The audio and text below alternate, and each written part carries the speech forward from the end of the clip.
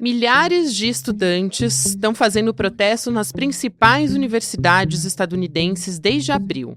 Contra a ação israelense na faixa de Gaza, os manifestantes estão pedindo por cessar fogo e liberdade para o povo palestino. Estão exigindo também que as universidades, que dependem de doação para funcionar, desfaçam os laços financeiros com Israel. Esse movimento está refletindo a divisão no país sobre o apoio do governo Joe Biden a esse aliado, que é histórico. Como resposta, o presidente rejeitou esses apelos à intervenção da Guarda Nacional e reiterou, mais uma vez, o apoio a Israel. Desde o início dos protestos, mais de 2.000 estudantes foram presos em diversas universidades.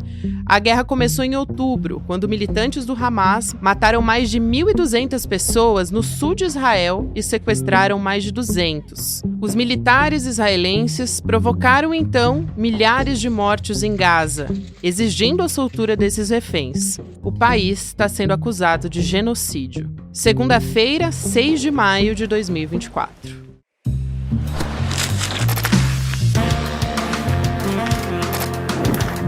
Olá, seja muito bem-vindo, seja muito bem-vinda. Eu sou a Gabriela Varela,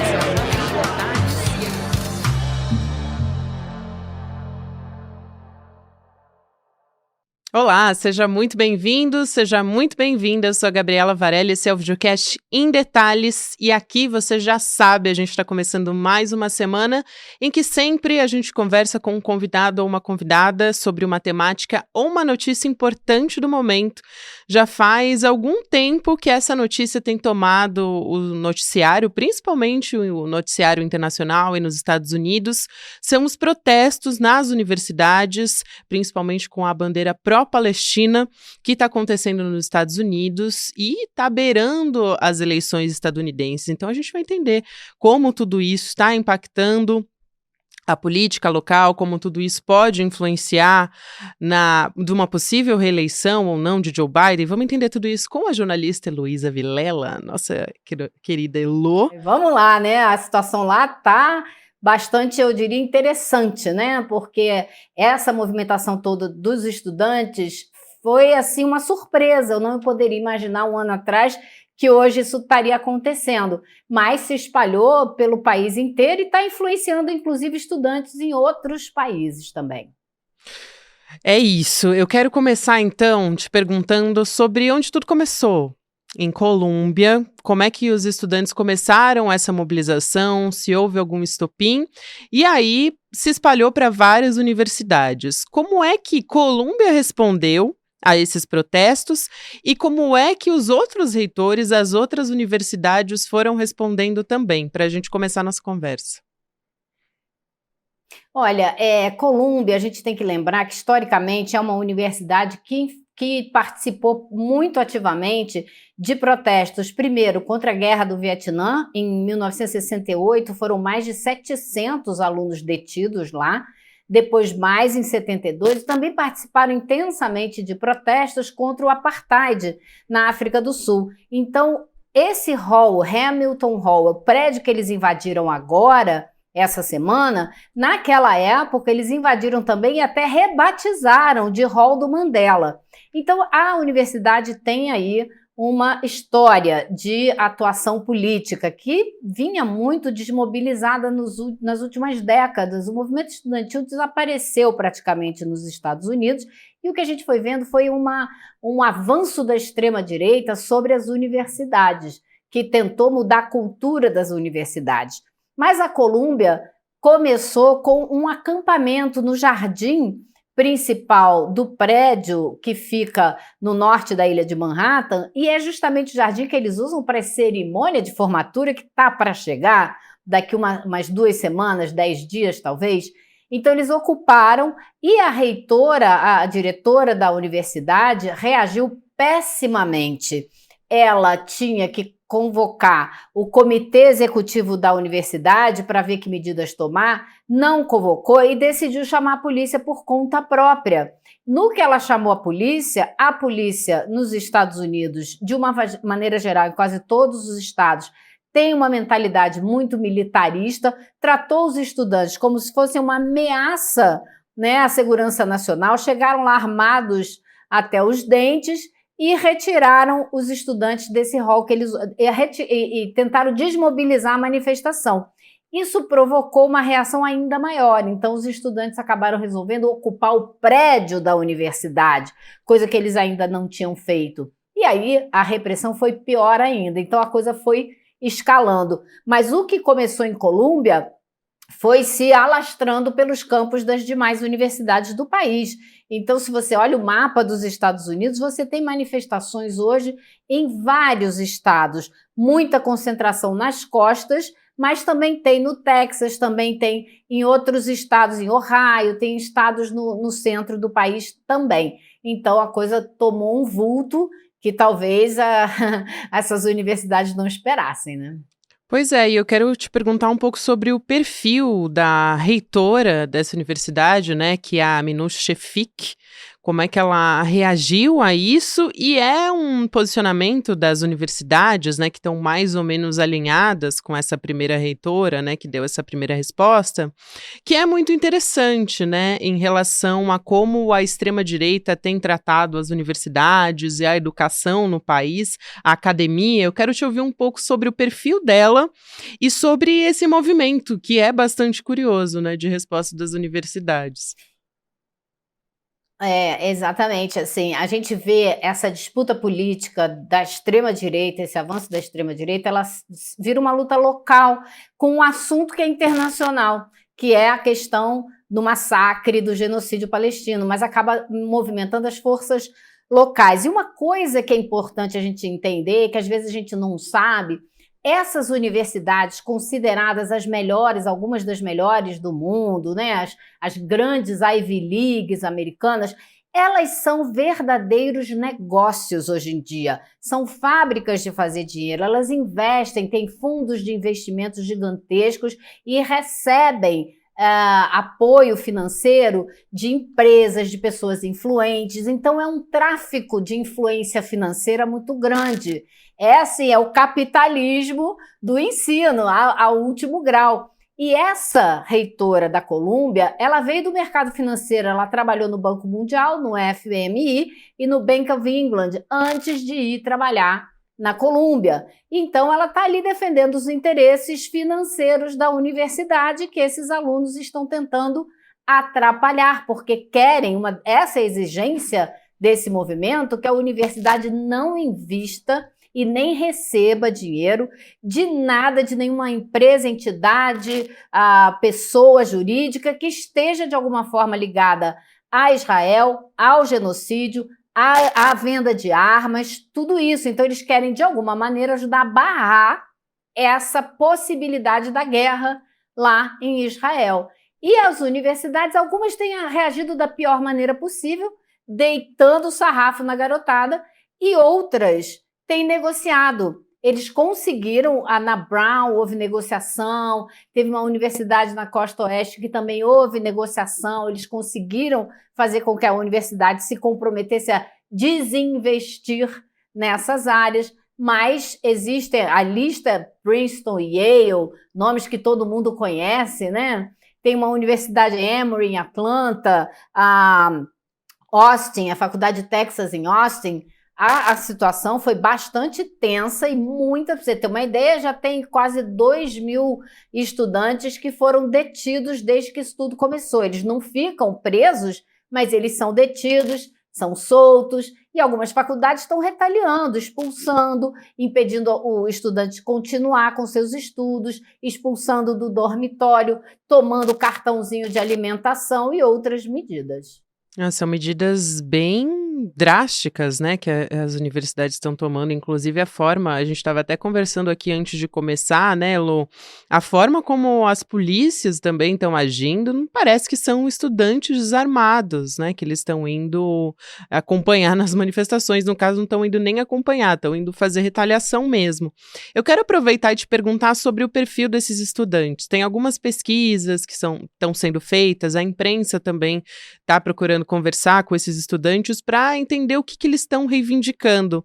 E parece que a Palestina foi um tema mobilizador das manifestações, mas eles estão trazendo outras pautas também, né? Queria que você explicasse um pouco isso. Olha, o que eu acho curioso é assim, o volume de campos universitários ocupados e a dúvida que paira no país se esses estudantes representam a opinião da maioria dos jovens americanos. Então, saiu uma pesquisa, acho que foi hoje ou ontem, se não me engano, feita por uma universidade, que foi Harvard, que fez, mostrando que se você der 16 temas para a maioria dos jovens dos Estados Unidos, o conflito em Gaza, o conflito não, o genocídio em Gaza figura ali em 15º lugar. É o penúltimo da lista. Eles estão muito mais preocupados com outros assuntos. Porém, isso está tomando um vulto tão grande que pais, professores, funcionários de universidades estão todos se envolvendo nessa luta junto com eles. Não só pela defesa do povo palestino, muito claro, essencialmente por causa disso, mas pela defesa também do direito dos estudantes de se manifestarem, de realizarem os protestos que eles estão realizando. Então a coisa vai crescendo, porque vai envolvendo também outros setores da sociedade. Eu acho que isso é bastante interessante e provoca uma conscientização mais geral a respeito do que é, qual é a história ali em Gaza. E você tem duas organizações fortes ali que participam desses protestos. Uma delas são estudantes pela Palestina, algo assim. E a outra é estudantes judeus, né, que não querem que isso seja feito em nome deles. Então você tem ali um caldo muito interessante, um conjunto, né, muito interessante de ideias, de pensamento, mas a gente não sabe o quanto que isso significa da massa de jovens dos Estados Unidos, se eles também pensam assim ou se isso está mudando a opinião deles. É muito interessante esse ponto que você trouxe, Elo. Tem uma pesquisa justamente de Harvard, que é anual, feita por um dos institutos, né, o Instituto de Política da Harvard Kennedy School. E aí traz uma análise dos jovens de entre 18 e 29 anos. E eles demonstram estar mais propensos a dar prioridade a questões econômicas em detrimento a causas como questões climáticas, como o conflito, inclusive, na faixa de Gaza, enfim. Então, interessante para quem quiser procurar, eu encontrei na Newsweek, tem no Washington Post também, datada como 25 de abril. E aí a gente pode entrar em outro ponto, que são as eleições, né? Porque uma das preocupações, eu queria entender o que exatamente está preocupando mais os democratas. Porque quando a gente pega, por exemplo, esses atos que tem essa parcela, que é a geração Z, né, vamos dizer assim, quando a gente classifica como geração, a preocupação do Joe Biden é realmente com o crescimento desses protestos, porque isso não significa necessariamente que ele vai perder um eleitorado mais jovem, já que essa não é uma das preocupações, pelo menos com a Palestina, que é que faz parte da maior parte dos jovens quando você fala com eles, né? Exatamente. Então, até o momento, o que a gente vê pelas declarações do Biden é que ele não anda muito preocupado em perder votos por conta dessas manifestações ou da opinião dos jovens representados nessas manifestações. Porém, ele não tem o controle de como isso pode transbordar. Hoje eu estava vendo, por exemplo, uma carta dos democratas, os jovens democratas, é o braço estudantil do Partido Democrata, alertando, olha, não fique levando, achando que nosso voto está garantido sem fazer nada para ter esse voto, né? Isso já é um recado de um braço importante do próprio partido. Agora, o Biden, né, e o pessoal que cerca o Biden, eu estava lendo uma matéria sobre isso hoje, acha que na hora do vamos ver, do frigir dos ovos, esse pessoal vai olhar para frente e vai falar, bom, tem o Biden que eu não aguento o que ele está fazendo, porque ele não toma uma atitude, ele podia parar com esse massacre, era só parar de enviar armas para Israel e de mandar dinheiro. E do outro lado eu tenho o Trump, que vai fazer isso ou pior. Então, o Biden está contando que ele vai ser o menos pior para muita gente. Acontece que tem um ponto a mais nisso aí. Nos Estados Unidos, ninguém é obrigado a votar. Você vota se quiser. E o índice de abstenção é muito alto. Então, muita gente está dizendo que, por exemplo, em 2020, quando o Biden foi eleito, a gente teve aquela movimentação gigantesca nos Estados Unidos após o assassinato do George Floyd, aquele homem negro que o policial ajoelhou no pescoço dele e ele morreu sem respirar. Então, houve uma movimentação gigantesca pedindo para que se colocasse menos dinheiro na polícia e parte desses recursos fosse aplicada em programas sociais para atender essa população que vive sob o jugo dessa polícia militarizada, preconceituosa, que prende e bate e mata a população pobre, preta e periférica, né? A gente conhece isso também. Então, houve uma movimentação muito grande nesse sentido e muita gente acha que os democratas perderam votos por causa dessa mobilização, porque nos Estados Unidos, quem define a eleição são os indecisos. É uma parcela pequena do eleitorado, porém decisiva. E ela não é nem muito progressista, nem extremamente conservadora. Então, se ela acha que o Biden vai começar a tirar dinheiro da polícia, isso pode ser perigoso, ela vai e vota no Trump. E agora, com as manifestações e essa repressão horrorosa que a gente viu, né, as imagens, que se fosse num país considerado muito de esquerda, você já imagina o que ia ser falado pelo mundo afora, né? Quando a gente viu isso, o Trump, na mesma hora, aproveitou e foi para a internet dizer: esse aí é o caos que o Biden cria nos campos universitários, os nossos policiais são os melhores, e aí tecendo milhões de elogios aos policiais. Aí o Biden, o que fez? Foi para a televisão, deu uma declaração, onde ele tenta colocar um pezinho em cada canoa. Ele diz: os estudantes têm que ter o direito sagrado de se manifestar. Porém, vandalismo não, quebrar janela não. Então ele defendeu a atuação da polícia, mas também deu ali, os estudantes podem se manifestar. Ou seja, eu acho que ele está mais preocupado com o voto dos policiais e do pessoal que é mais conservador do que de perder o voto dos progressistas. Que loucura, né, Lô? Porque o Biden se elegeu lutando contra o discurso da extrema-direita. Tem um outro ponto aqui, eu acho que da mobilização dos estudantes que eu queria te ouvir. Você trouxe uma análise muito interessante aqui, a cabeça fica a mil, né? Eu tava pensando no quanto existe muita contradição. Os Estados Unidos é um novelo de contradição, né? Exatamente. Mas o quanto o movimento estudantil, historicamente, nos Estados Unidos é relevante para extrapolar essa pauta para fora dos campi, né, para a sociedade. E, por outro lado, o Biden pode não estar muito preocupado, justamente porque os jovens, pela pesquisa, não têm como prioridade a pauta da Palestina, tirando esses estudantes que estão se mobilizando, mas o quanto isso pode ser abraçado pela imprensa, e aí isso se torna poderoso, né? Porque a partir do momento que toma um noticiário, daí o comportamento pode ser diferente. O quanto isso poderia ofuscar outras pautas que ele quer discutir nas eleições, por exemplo, inflação. Então, esse é um aspecto que seria importante, daí se tornaria importante para a campanha dele ficar preocupada, né? Exatamente, são duas coisas que agora você fazendo essa pergunta eu comecei a pensar.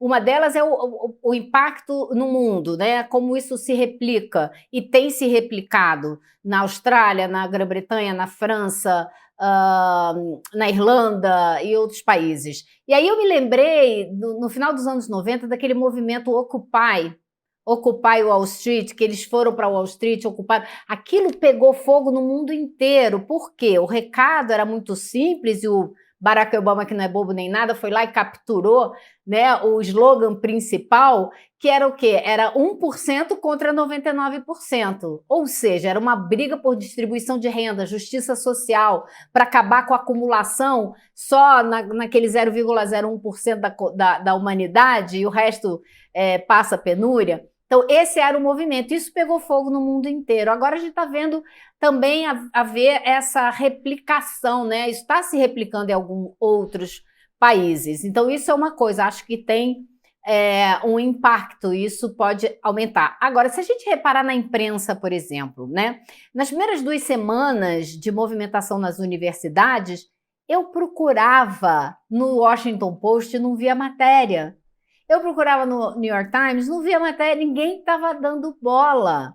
De repente, o negócio começou a crescer, a polícia entra, bate nos estudantes, os pais dos estudantes começam a mandar carta para a escola reclamando que os alunos não podem ser tratados dessa maneira e tal. Então, isso começa a influenciar o noticiário, e aí a coisa vai mudando. Se você abrir hoje o site do New York Times, está lá na primeira página, várias retrancas. Hoje eu vi 3 ou 4 discutindo o que está acontecendo ali, as consequências, como que está sendo tratado, o que a polícia tem feito, enfim. Então, virou notícia. Isso já começa a ter, né, um outro impacto, se você começa a tratar disso o tempo todo. Então, acho que o Biden e a turma dele está jogando também para o fato que está chegando agora está chegando o fim do ano letivo. As universidades tendem a ficar vazias, porque quem estuda na universidade... Aqui todo mundo estuda longe de casa, então as pessoas moram nos dormitórios das universidades. Chega no verão, que é o que vai acontecer lá agora, eles têm que ir embora, eles não podem ficar. A faculdade fecha. Então a tendência, eles estão achando, é que isso se disperse por conta própria. Vamos ver o ritmo, né, dessas manifestações e o engajamento dessa garotada. Isso já responde, inclusive, a pergunta que eu ia te fazer agora, que é se tende a crescer esse protesto, né? Esses protestos, na verdade, nas universidades ou não. A gente não sabe justamente porque agora eles vão entrar de férias, então fica a dúvida se vai pegar mais fogo, né? Se vai extrapolar justamente, talvez agora seja a prova de fogo, né? Se vai extrapolar realmente as universidades e vai ganhar o país e também país afora, Estados Unidos afora também. Para a gente fechar, Elô, eu quero te perguntar se é possível, a partir de um crescimento, de um eventual crescimento desses protestos, que os Estados Unidos mude o posicionamento em relação a Israel. E mais importante do que isso, né? Que pare de oferecer dinheiro, equipamento, armamento para que Israel continue promovendo o genocídio em Gaza. Olha, Gabi, eu adoraria dizer que sim, né? Mas se a gente pensar o que aconteceu com o regime do apartheid na África do Sul, né? Os 2 últimos países do planeta que se posicionaram contra o apartheid foram os Estados Unidos e a Grã-Bretanha. Então, eu não tenho muita fé, esperança.